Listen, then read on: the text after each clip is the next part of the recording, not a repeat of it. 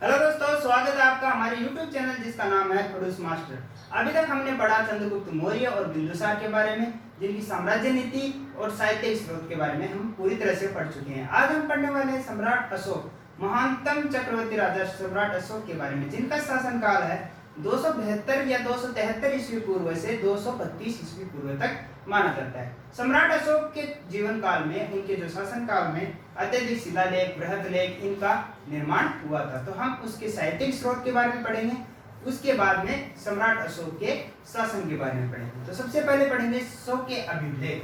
अशोक के जो अभिलेख हैं वो चट्टानों को काटकर बनाए गए थे, और ये थे मिर्जापुर के चुनार से सारे जो पत्थर लाए गए थे, मिर्जापुर जो चुनार है वहां से लाए गए थे। तो देखिए, विश्व में जो सर्वप्रथम है, विश्व में की बात कर रहा हूं मैं, विश्व में सर्वप्रथम अभिलेख की खोज की थी डेरियस प्रथम ने। डेरियस प्रथम जो ईरान का शासक था, डेरियस प्रथम ने विश्व में सर्वप्रथम अभिलेख लिखवाना शुरू किया था। और भारत में सर्वप्रथम लिखवाया था सम्राट अशोक ने। और सम्राट अशोक ने डेरियस प्रथम से ही प्रेरणा प्राप्त की थी, लेकिन उनके अभिलेखों को कॉपी नहीं किया था। इसने अपने अभिलेख लिखवाए थे, लेकिन प्रेरणा डेरियस प्रथम से प्राप्त की थी। अब देखिए, भारत में सर्वप्रथम अभिलेखों की खोज किसने की थी? टिफेन थेलर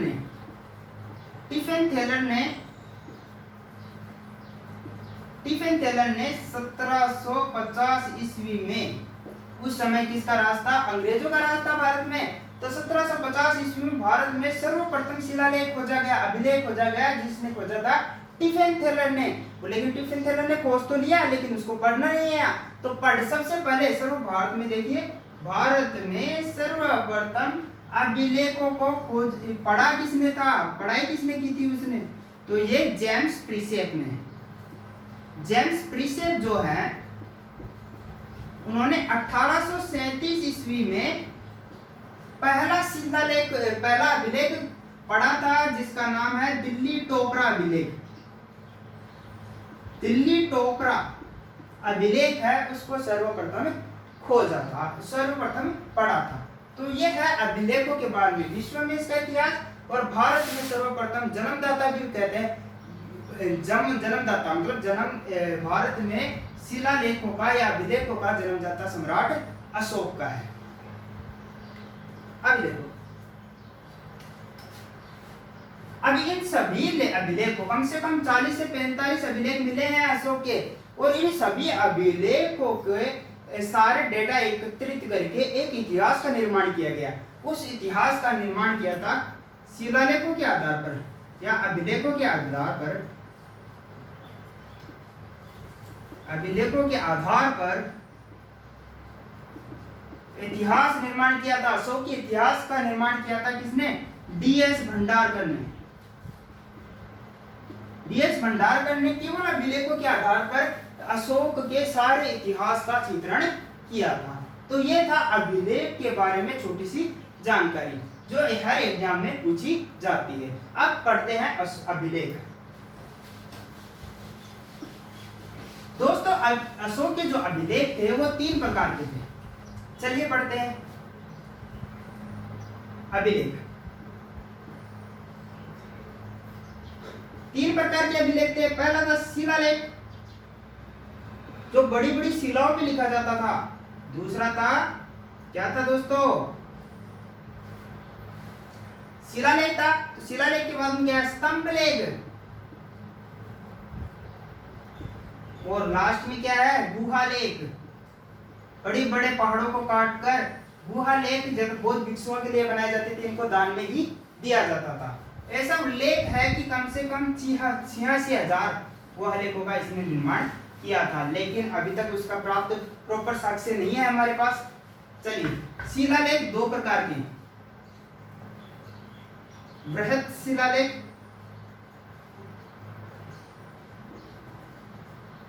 और एक है लघु शिलालेख।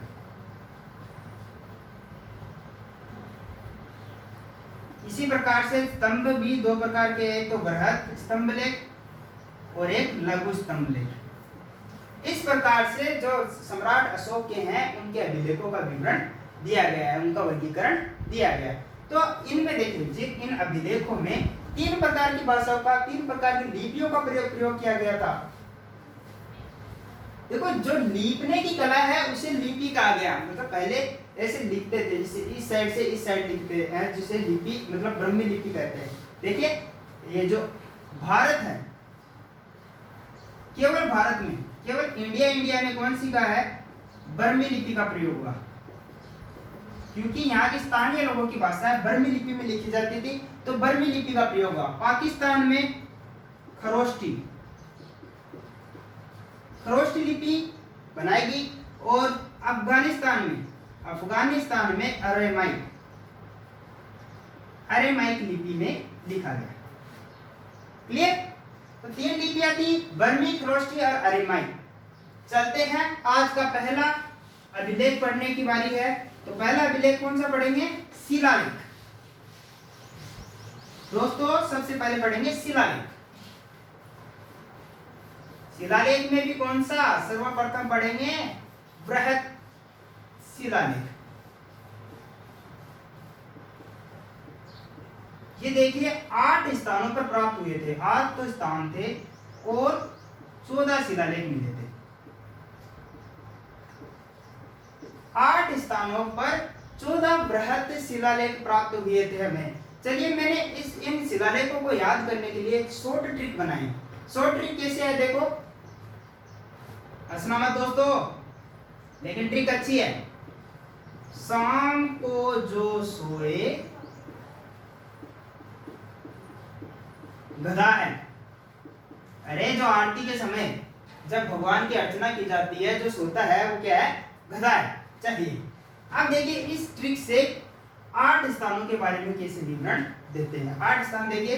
पहला स्थान है शाह से शाहबाजगढ़ी। शाहबाजगढ़ी जो कहां पे है? पाकिस्तान के पेशावर में। और मैंने अभी बताया कौन सी लिपि में लिखा गया है? खरोष्टी लिपि में लिखा गया है। तो पहला शिलालेख, जो शिलालेख है, बृहत शिलालेख है, तो कहां पे मिला? एक तो मिला शाहबाजगढ़ी में, खरोष्टी लिपि में लिखा हुआ। दूसरा है मैं से मानसेरा।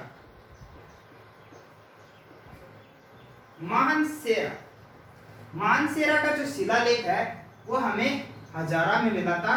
हजारा कहाँ है? फिर से पाकिस्तान में। और कौन सी लिपि में? खरोष्टी लिपि में। उसके बाद में क्या है? का। अब आ जाइए इंडिया में। तो का होता है कालसी, और कालसी है उत्तराखंड में। कालसी में एक अभिलेख मिले थे, बृहत शिलालेख, जो उत्तराखंड में। और कौन सी लिपि में लिखा हुआ है? बर्मी लिपि में। उसके बाद में क्या है? जो का है जोगढ़। जोगढ़ का बृहत शिलालेख मिला था हमें उड़ीसा में। और लिपि कौन सी है? भारत में ब्रह्मी लिपि का विकास हुआ था। उसके बाद में सोए, तो सो का हो गया क्या? सोपार। सोपार कहाँ है? महाराष्ट्र। और महाराष्ट्र में कौन सी लिपि है? भारत में ये तो ब्रह्मी लिपि का उपयोग हुआ। उसके बाद में है ए है एर्रागुडी। कैसा नाम है? साउथ इंडियन, तो कौन सा हो गया? आंध्र प्रदेश। और आंध्र प्रदेश में कौन सी? ब्रह्मी लिपि का विकास हुआ। फिर क्या है? गए से गिरनार का अभिलेख। गिरनार का अभिलेख जो है, बृहत शिलालेख है, वो गुजरात में मिला था। गुजरात से हमें प्राप्त हुआ था। वो भी बर्मी लिपि में लिखा हुआ है। धा से हो गया धोली, जो कहां पे है? उड़ीसा में। उड़ीसा से हमें बृहत शिलालेख प्राप्त हुए। तो ये रहे जो बृहत शिलालेख है, उनके बारे में पूरी जानकारी। शाहबाजगढ़ी, मानसेरा, कालसी, जोगढ़, सोपार, ये गिरनार और धौली। आई होप सबको समझ में आ रहा होगा। अभी देखिए, ये जो अभिलेख प्राप्त किए गए हैं, इनको 13 जून 2012 में यूनेस्को ने राष्ट्रीय धरोहर में शामिल किया था। अंतर्राष्ट्रीय धरोहर, राष्ट्रीय या अंतर्राष्ट्रीय धरोहर में इसको शामिल किया है। और ये जितने भी शिलालेख मिले हैं ये चुनार पत्थर, चुनार के शिलाएं हैं उनको काट काट कर बनाया गया है। चुनार सॉरी। अब चलिए अभी अभिलेख तो हमें प्राप्त हो गए, लेकिन इन 14 अभिलेखों में 8 स्थान से प्राप्त हुए, 8 स्थान ये रहे, लेकिन 14 अभिलेखों में अंकित क्या है, तो वो एग्जाम की दृष्टि से ये भी इंपॉर्टेंट है और उनमें जो अंकित किया गया है वो भी पूर्णतया इंपॉर्टेंट है, जो हर एग्जाम में पूछे जाते हैं। चलिए इनमें जो अंकित है उसके बारे में, और अंकित करवाया किसने है, सम्राट अशोक ने करवाया। और सम्राट अशोक अनुयायी थे इसके बौद्ध धर्म के। बौद्ध धर्म के अनुयायी होने का मतलब है दया करुणा की भावना होना, और दया करुणा की भावना होने से पहले तो सबसे पहले शिलालेख में 14 में से शिलालेख नंबर है ये, और यहाँ पे लिखी हुई बातें। चलिए सबसे पहला शिलालेख है कौन सा, सबसे पहले शिलालेख में इसने क्या किया, पशु बलि पे प्रतिबंध लगाया। पशु बलि पर क्या लगा दिया, पूर्णतया प्रतिबंध लगा दिया कि कोई भी क्या नहीं करेगा, पशुओं की हत्या नहीं करेगा। और उस समय पे कौन से पशुओं की सबसे ज्यादा हत्या हो रही थी, उसका शिकार किया जाता था हिरण और मोर का। और इतिहास में जो मौर्य का इतिहास है वो मोर पालक के रूप में भी जाना जाता है। तो सबसे पहले देखिए दया, बौद्ध धर्म है, बौद्ध धर्म से याद रखिएगा दया और करुणा की भावनाएं हैं। और सबसे ज्यादा क्या है, पशु बलि पर, मतलब हिंसा पर, हिंसा का विरोध किया है, बिल्कुल भी हिंसा नहीं करनी। पशु बलि पर क्या लगा दी, इसने रोक लगा दी। दूसरा है इसने क्या किया, दूसरे अभिलेख में दूसरा जो शिलालेख है, पशु चिकित्सालय बनवाए। पशु चिकित्सालय और मनुष्य के लिए भी मनुष्य चिकित्सालय भी इसने बनवाए, इस पे जोर दिया।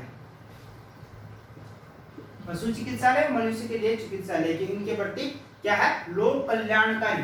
कोई पूछे कि लोक कल्याणकारी नीति कौन से अभिलेख में है, तो इस अभिलेख नंबर 2, शिलालेख नंबर 2, लोक कल्याणकारी शिलालेख के नाम से भी इसको जाना जाता है। अब देखिए इन दो की अगर हमने आदेश जारी किए हैं तो क्या करेंगे, इन पे किसी को नियुक्त भी करेंगे, और नियुक्त करने के लिए कौन से हैं, धर्माधिकारी बनाएंगे। सर्वप्रथम धर्माधिकारी की नियुक्ति की गई अशोक के द्वारा। सर्वप्रथम अशोक के द्वारा क्या किए गए, धर्माधिकारी नियुक्त किए गए। और 3 थे, एक तो रज्जुक, एक तो था राजुक सॉरी, एक होता था युक्त, एक होता था प्रशासनिक। तो ये 3 धर्माधिकारी, प्रादेशिक के मतलब ये जो 3 धर्माधिकारी थे उनको नियुक्त किया गया। और इसने क्या आदेश दिए, प्रत्येक 5वें वर्ष में धर्माधिकारी क्या करेंगे, यात्रा करेंगे और पूरी जानकारी का ब्यौरा देंगे कि लोग धर्म का सही तरीके से पालन कर रहे हैं या नहीं। और इसको कब आदेश जारी किया गया, अशोक के 12वें वर्ष में, मतलब राज्याभिषेक के 12वें वर्ष में, और 5 वर्ष तक हर 5 वर्ष में जाके सबको देखना कि वो धर्म यात्रा के दौरान वो क्या क्या जनता कर रही है। उसके बाद में देखिए भेरी घोष, पहले अशोक ने क्या अपनाया था, भेरी घोष, लेकिन कलिंग के युद्ध के बाद उसने कौन सा अपना लिया, धम्म घोष। भेरी घोष मतलब युद्ध नीति, युद्ध नीति की जगह उसने धर्म नीति अपना ली थी, धम्म घोष की घोषणा कर दी थी। तो धम्म घोष की घोषणा कौन से अभिलेख में की गई, कौन से शिलालेख में की गई, तो नंबर 4 चौथे अभिलेख में क्या की गई, धम्म घोष की घोषणा की गई। अब धम्म घोष की घोषणा कर दी तो धम्म घोष को नियुक्त करने के लिए धम्म महामात्रों की नियुक्ति किसने, धम्म महामात्र, धम्म जो धम्म के लिए मंत्री परिषद की व्यवस्था की, तो धम्म महामात्रों की उसने क्या की, नियुक्ति की।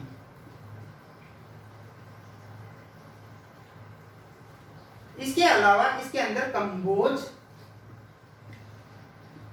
व गंधार के बारे में विषय बताया गया है। इस शिलालेख नंबर 5 में धम्म महामात्र की नियुक्ति और कंबोज और गंधार के बारे में भी इसमें बताया गया है। अब देखिए, अब धम्म महामात्र की नियुक्ति कर दी तो क्या करेंगे, सूचना प्राप्त करेंगे, सूचना प्रदान करना है, सूचना प्रदान करना या प्राप्त करना।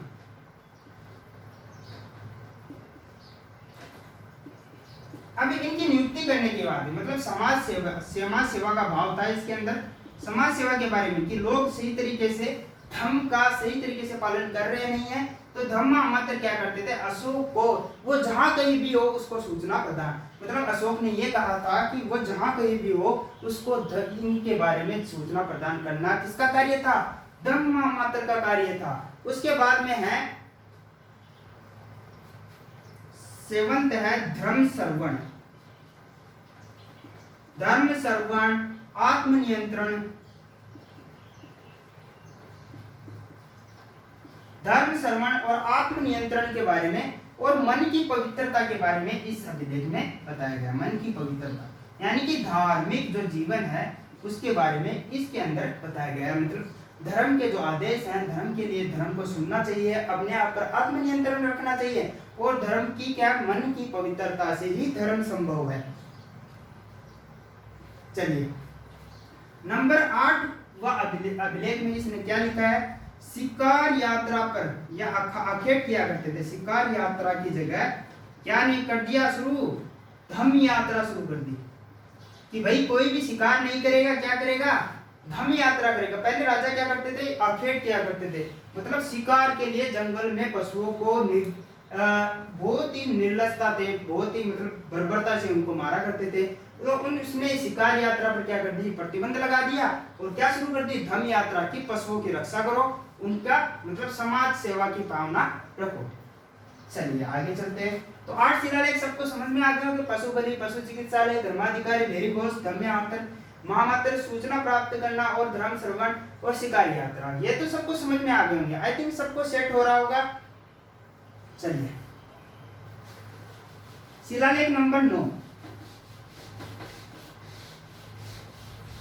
9वें शिलालेख, 9वें बृहद शिलालेख में इसने क्या लिखा था, इसने क्या अंकित करवाया था, तो इसने 9वें शिलालेख में धर्म का ज्ञान प्रदान करना, कि धर्म का जितना भी ज्ञान है सबको प्रदान किया जाए, सही और सुव्यवस्थित ज्ञान प्रदान करना, मतलब गुरुजनों की सेवा करना, प्राणी मित्र की रक्षा करना, बड़ों की आज्ञा का पालन करना और दूसरों की सेवा करना, इन सब के बारे में इसके अंदर बताया गया है। अभी अभिलेख नंबर 10, अभिलेख नंबर 10 में इसने क्या किया, यश और कीर्ति की निंदा की है। यश और क्या किए, कीर्ति की तो क्या की है, निंदा की है। यश और कीर्ति की निंदा करके उसने क्या किया, परलोक में हमें जो सुख प्रदान करे, परलोक में जो सुख प्रदान करे वैसे कार्य करने चाहिए, जो हमें परलोक गमन के कार्य को,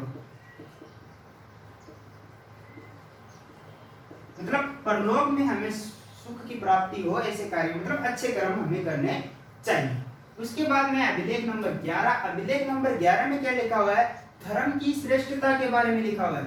धर्म की श्रेष्ठता के बारे में अंकित है कि धर्म के जो श्रेष्ठता है कि धर्म में सेवा भाव रहना चाहिए। धर्म जैसे देखिए इसके अंदर लिखा है, धर्म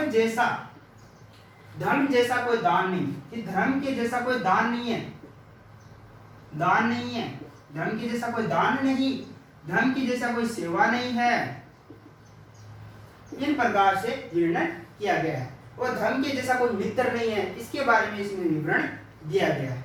उसके बाद में 12 नंबर अभिलेख में इसने लिखवाया है धार्मिक सहिष्णुता, धार्मिक सहिष्णुता की नीति को अंकित किया। धार्मिक सहिष्णुता क्या है, सहिष्णुता क्या होती है दोस्तों, जैसे सभी धर्मों का सम्मान करना। धार्मिक सहिष्णुता मतलब सभी धर्मों का सम्मान करना, ऐसा नहीं है कि अपने ही धर्म को लेकर चलना। सभी धर्मों का अशोक क्या किया करता था, सम्मान किया करता था, सभी धर्मों का सम्मान करना। अभिलेख नंबर 13 सबसे ज्यादा इंपॉर्टेंट है, अभिलेख का 13वां अभिलेख, अशोक का 13वां अभिलेख कौन सा, इसमें कलिंग के युद्ध के बारे में जानकारी है। कलिंग के युद्ध जो कब हुआ था, 61 ईस्वी पूर्व में, 261 ईस्वी पूर्व में हुआ था कलिंग के युद्ध में। और कलिंग के युद्ध के बाद में अशोक ने क्या किया था, बेरी घोष की जगह धम्म घोष अपनाया था। और यहाँ पे इसने क्या किया था, पश्चाताप का अंकित किया था कि अशोक को बहुत ज्यादा पश्चाताप हुआ। और यहाँ पे धम्म विजय की यात्रा पे निकल गया, धम्म विजय की यात्रा पर निकल गया कि किसी को बर्बर, कम से कम लाखों लोग मारे गए थे, यहाँ पे बच्चे, पुरुष, स्त्री, महिलाएं सब मारे गए थे। इसलिए इसने ऐसा बर्बरतापूर्ण देखा कि इसने भेरी घोष की जगह क्या अपना लिया, धम्म घोष अपना लिया। ये सबसे ज्यादा इंपॉर्टेंट है 13वें अभिलेख में, और ज्यादातर एग्जाम में 13वां अभिलेख पूछा जाता है। फिर है 14th और लास्ट। 14th और लास्ट क्या होता है कि इसमें सारे के का क्या निचोड़ निकलता है कि धार्मिक जीवन जीना चाहिए। व्यक्ति को कैसा जीवन जीना चाहिए, धार्मिक जीवन जीना चाहिए। तो इसने धार्मिक जीवन जीने की प्रेरणा अपने 14th अभिलेख में दी है। तो ये था इसके अभिलेखों के अंदर जो अंकित है, कौन से अभिलेख में, कौन से नंबर के अभिलेख में क्या लिखा हुआ है, तो ये एग्जाम में आते हैं, रीट के एग्जाम में ज्यादातर पूछे जाते हैं, और इसमें पटवार एग्जाम में भी इसका विवरण दिया गया है। अब हम पढ़ते हैं अशोक के तो शिलालेख बृहद शिलालेख हो चुके हैं, अब हम पढ़ेंगे लघु शिलालेख। लघु मीन्स क्या होता है, छोटे। लघु मीन्स होता है दोस्तों छोटे। अभी देखिए नंबर 2 लघु शिलालेख।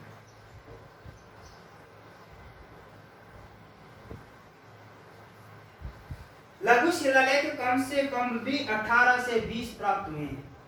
18 से 20 लघु शिलालेख प्राप्त हुए हैं हमें, लेकिन इनमें नवीनतम लघु शिलालेख कौन सा है, नवीनतम मतलब क्या होता है, नवीनतम मतलब सबसे लास्ट में प्राप्त हुआ है, सबसे लास्ट में प्राप्त होने वाला। और नवीनतम शिलालेख कौन सा है, सबसे लास्ट में मतलब इसके बाद में कोई भी नहीं मिला, और यह है शरणार्थी, जो कहां पे, कर्नाटक में। कर्नाटक में ये शरणार्थी अभिलेख। हम 18 से 20 पूरे नहीं पढ़ेंगे, जो इंपॉर्टेंट है वही पढ़ेंगे। ज्यादातर इनमें से एग्जाम ये जो इंपॉर्टेंट मैं बता रहा हूं इसी में से आते हैं। देखिए उसके बाद में दूसरा लघु शिलालेख है, ये था नवीनतम, और दूसरा है मास्की अभिलेख। ये ज्यादा इंपॉर्टेंट है। मास्की अभिलेख मिला है हमें रायपुर के कर्नाटक में, कर्नाटक के रायपुर में, सॉरी, मास्की अभिलेख। और इसमें देखिए ये कब पहुंचा गया, 1915 में। और 1915 में सर्वप्रथम अशोक नाम, सम्राट अशोक का सर्वप्रथम नाम इसी में मिला था मास्की अभिलेख में, जो केवल अशोक नाम अंकित था कि अशोक के बारे में चर्चा थी। उसके बाद में भाब्रू का अभिलेख, भाब्रू का जो लघु शिलालेख है वह विराटनगर कहाँ दोस्तों, जयपुर में, अपने जयपुर के विराटनगर में प्राप्त हुआ था, जयपुर के विराटनगर में प्राप्त हुआ। और ये सबसे लंबा अभिलेख है, क्या है, सबसे लंबा अभिलेख। अशोक का सबसे लंबा अभिलेख कौन सा है, ये भाब्रू का अभिलेख है, जो विराटनगर में प्राप्त हुआ था। और इसमें इसको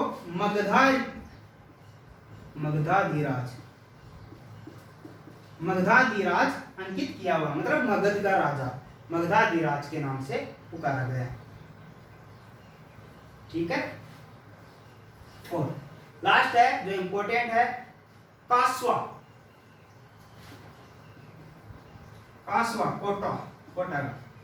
कोटा में प्राप्त हुआ है कासवा का अभिलेख। और ये अंतिम मौर्य शासक के बारे में बताता है, जो अंतिम मौर्य शासक था उसका विवरण देता है। अंतिम मौर्य शासक कौन था, धवल,